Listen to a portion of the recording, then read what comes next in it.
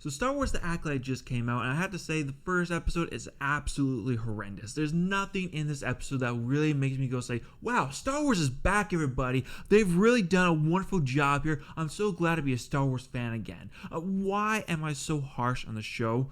It's that very first scene. The very first scene is supposed to be your strongest scene for the show, to pull us in, to make us engage, to make us care about the characters, about this world, and really make us think, wow, Star Wars is back and we're here. It's a fight scene between the Acolyte and a Jedi Master, and it's completely lackluster. So first off, we're in the Outer Rim. Okay, that's fine. Everything takes place in the Outer Rim in Star Wars, apparently. Nothing takes place on the Inner Rim or, Middle Rim. It's just all on the Outer Rim. How do I know? Because it looks like a dingy bar and pretty lawless. So one thing leads to another. I'm going to presume this is the Outer Rim.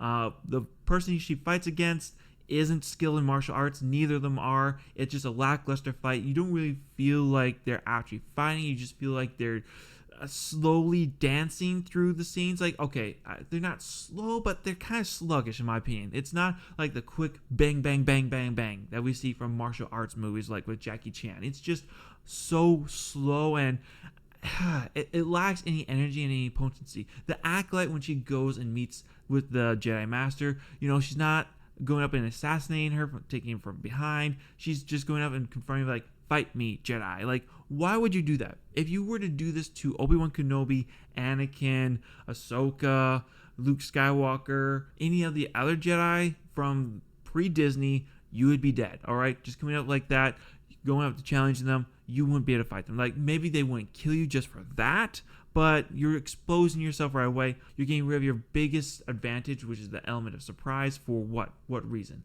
I don't understand it, except for the fact that you just want the Jedi to attack you, so you can have an excuse to attack the Jedi.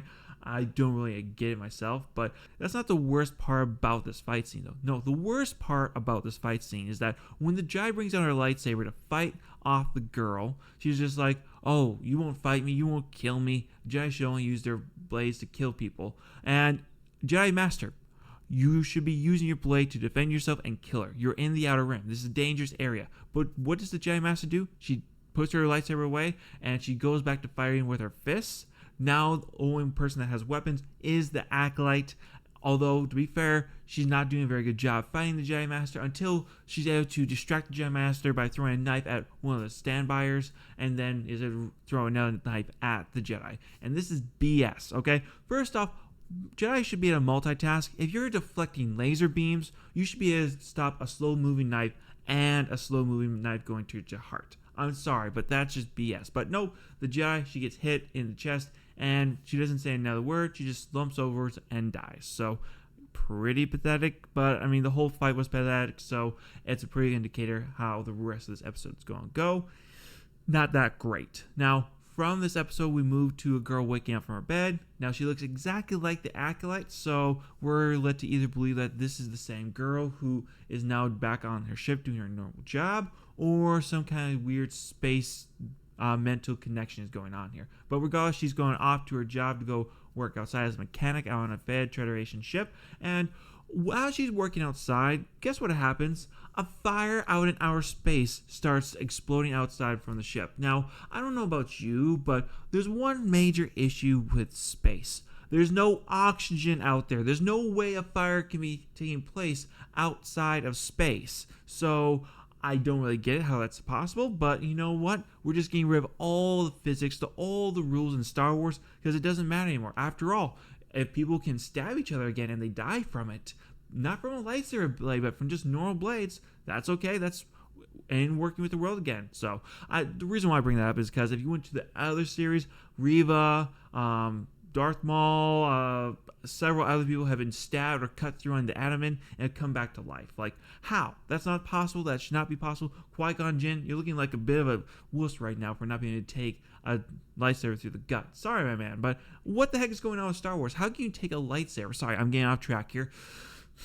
The main point is that they're breaking the rules of Star Wars. They're applying it to whenever they want, And the show is no different for how they've been treating Star Wars the past few years. And this next scene just goes to make it worse because all of a sudden Jedi appeared out of nowhere. They're apparently hunting her down because apparently she matches the description of someone who killed the Jedi Master that we saw. Now, here's the thing. You live in a galaxy of billions, of trillions of people, and you go into her. Why? Like, it makes no sense. Like, okay, yes, I get it. She's had past with a Jedi. She used to be a Jedi Padawan. Fine, that's is whatever. But your immediately thought is that she's the one who killed your Jedi Master. I mean, maybe the dude can give you a very detailed sketch, but really? Like, maybe someone's using a face scanner mask that can change their shape or something like that. I don't know. For me, it's just a bit of a stretch to think that this is your primary suspect right away. Now, the Jedi that came to come get her is apparently an old friend of hers, and they're somewhat friendly, I guess is the best way to put it, but he's a little bit off-putting. He immediately reaches for his lightsaber whenever she makes any sudden movements. Now, when you meet up with her, apparently we learned that she has two moms. So, not a mom and a dad, but the family she came from that apparently died off when she was a kid was run by two moms. So, this is officially the gayest show that Disney has ever run.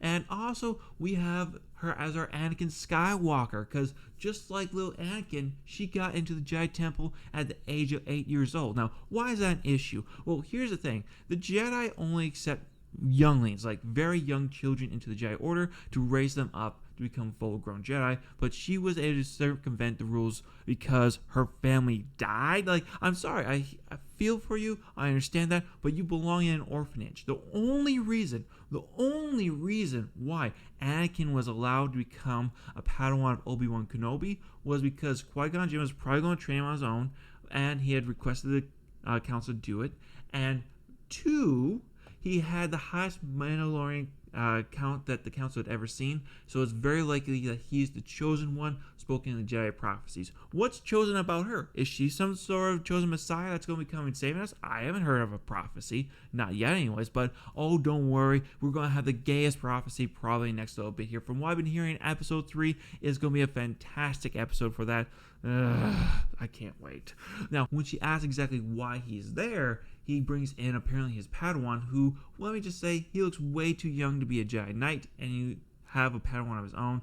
I'm just saying that he needs to look at least a little bit older. You couldn't get like an older actor. He looks like somebody my age, and like I don't really think anybody my age could really be a Jedi Knight, in my opinion. Like, okay, maybe I'm wrong here, but for me, I guess I'm just thinking back to Obi-Wan Kenobi and Anakin. They both looked a bit older than this kid here. That's just my opinion. Maybe I'm just biased, but that's just me. Now, with that said, they start questioning her. Apparently, she then learns that the Jedi Master is dead, and they think that she's behind it. She tells them that she was in her room the entire weekend. So, what do you do there? Do you A, go look at the security feed? Do you B, question those around the ship?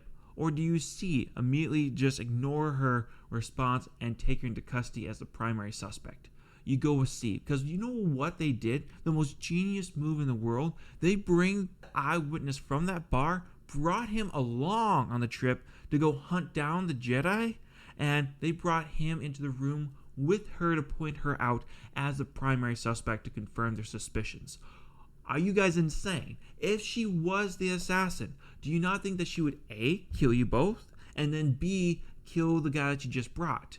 So what's the whole reason behind this? Also, I myself wouldn't probably go to a crime scene unless it was to go to the courthouse to be like, yeah, no, that's the guy who broke in and destroyed my house, or he's the one who destroyed my bar. Like, why the guy is here? Like, it makes no sense. I don't understand why anyone would agree to come along on such a journey. But hey, this is Disney Star Wars, and they all of a sudden decide that this is the best way to go, to just bring random people along on an investigation that they may die, but you know what? We're willing to sacrifice a civilian life for it. But that's not even the most idiotic thing that happens in this episode. So, she's your primary suspect that you think is going to be the one who's behind killing your Jedi Master. Do you A, escort her to Coruscant, or B, put her on a transport ship with other criminals being manned by droids out of your sight? If you chose B, this is exactly what the show does. They throw her onto a transport ship with a whole bunch of other criminals who decide that they're going to break out of their confinements to escape. and she declines their offer because she believes in the Jedi. She's a true believer. So, hey, props on you for believing in the Jedi. This is supposed to be the High Republic, the height of the Jedi, the height of the Republic. So, I guess you'll be right in believing them because they're supposed to be just people at this moment in time. But the other criminals break out, and the way they do it is the dumbest way. It's dumb on the fact that the Republic doesn't have safeguards against this, because what they do is they have one of the guys who has one of those electronic implantations in his head, and to hack the droids to bring them out of light speed in order for them to escape. And then one of the other aliens, he's able to use his massive tongue to wrap around the droid guard's neck and crush it and use him to then let themselves escape.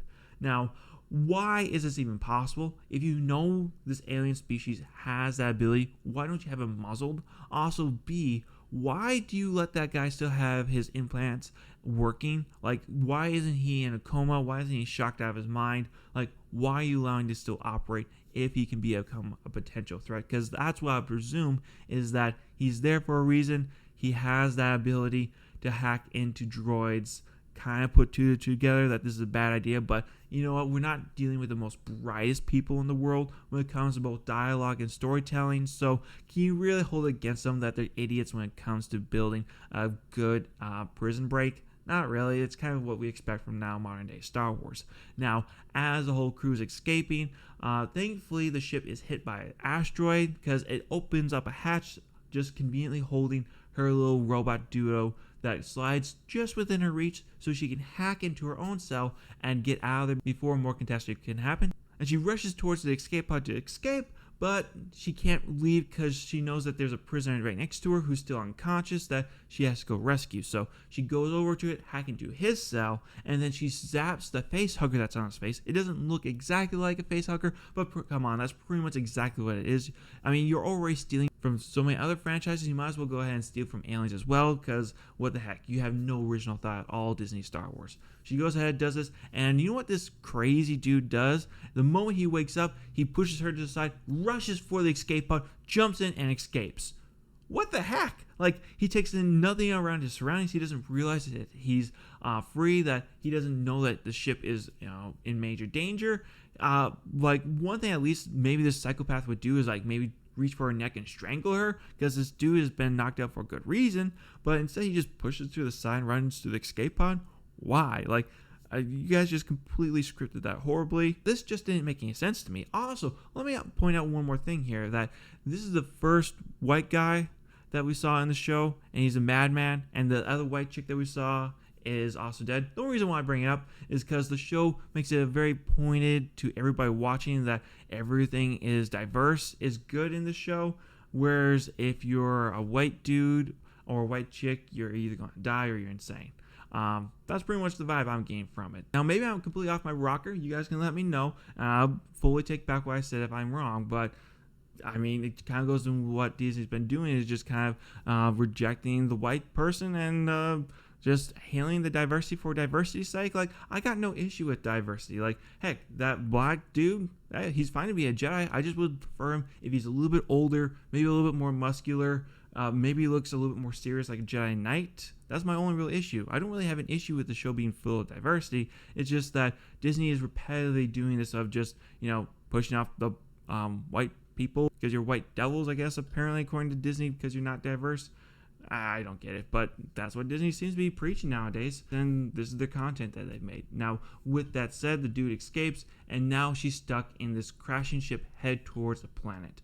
Now, she only has a little bit of time, so she goes to not a chair to strap herself into, but an area that just had some barrels strapped to them. She knocks them off to the side, straps herself down for the crash that's about to happen, and somehow she survives it. Let me just tell you how dumb this is. Yes, this happened to Han, this happened to Poe and Finn, and it was dumb in The Force Awakens. I'm sorry. This makes no sense. Like, you're going thousands of miles an hour and you crash land into solid ground on a planet. You don't even crash land into an ocean where you might be able to make the argument like, hey, the spaceship capsules crash into water all the time, so why can't a spaceship? Like, okay, maybe, but this was a full-on descent, smashing into the ground from space. It made no sense to me. But with her down there on the planet that's not Hoth, it's just another planet, I think, called Karlik. on down on another planet that's not Hoth. I'll put the name of it down here for you. But regardless, the Jedi have heard about what's happened, and they're getting a task force to go after her, which turns out to be her old master. Now, let me just make sure to mention again that the rules in Star Wars don't apply anymore, because when you switch over to the Jedi Temple and her old master's getting the assignment to go after her, already the criminals that had escaped are already in cells at Coruscant. So you sent a ship out there, collected the prisoners, and brought back to Coruscant in the same day, same time frame. No one mentioned how long it took. No one's mentioning the length of time it takes. Everything's happening instantaneously. So there's no space in Disney Star Wars anymore. You can literally travel from one end of the galaxy to the other within the single seconds. There's no time delay at all.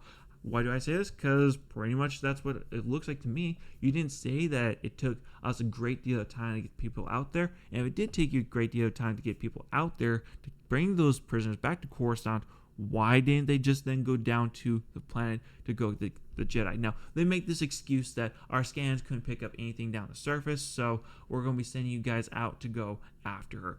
Why wouldn't you just send 2 ships, one for the prisoners there, and another one to go down to the planet to find where the good sister has gone? Oh, that's right, I forgot to mention. So the Acolyte that we saw in the beginning and what we see now, they are sisters. And the way we find that out is through a Force stream of the girl Osha, who's been the good protagonist. She's apparently having that mind link that we saw in Rise of Skywalker. It was dumb in that movie, it's dumb in here. I'm just being honest with y'all. She now knows that her sister's alive, but she's stranded on this ice world. But thankfully, the Jedi are instantaneously arriving there from Coruscant, but instead of staying safe at that ship, waiting for them to come down to rescue her, or I guess you could say more abruptly to put her back into prison to prove her innocence, she immediately takes off running from the Jedi. Now, the Jedi get down to the planet. Apparently, the Master decided to take along the Yoda, who's the Jedi guy that we saw before, and his apprentice, and all 3 of them go after her right away. Now, let me pause right here. Do you guys remember the lesson that we learned at the very beginning of this episode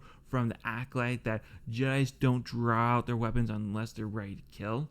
Well, apparently, the Jedi Knight didn't get that message, because as soon as he walks into that cave, he draws out his weapon and puts it on guard and ready for attack at any angle. Like, dude, she didn't resist you before.